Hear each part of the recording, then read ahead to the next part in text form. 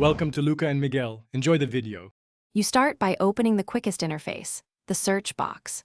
Press the Windows key and type Control Panel. Windows displays matching apps instantly. Once you see it, click or press Enter to open. Make sure to pin it to Start or Taskbar if you'll return often. This saves time. You're doing this because Control Panel holds legacy settings not in Settings, so access matters when you need classic tools. Once Control Panel is open, you'll choose a view. Switch to large or small icons to see every applet, or keep category for groupings. This affects how quickly you locate items. Use the Control Panel search box to jump to Device Manager, Programs, or Network Settings. Make sure to right-click entries when you need administrative options or to open in a new window. This speeds multitasking and prevents losing. To finish, use the applets you opened, uninstall programs, adjust network adapters, or change user account types.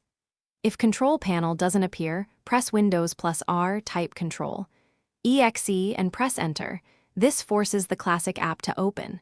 If problems persist, use the Settings app as a fallback because some features migrated there. Remember, switching between Control Panel and Settings lets you access all legacy and modern configuration options without losing control.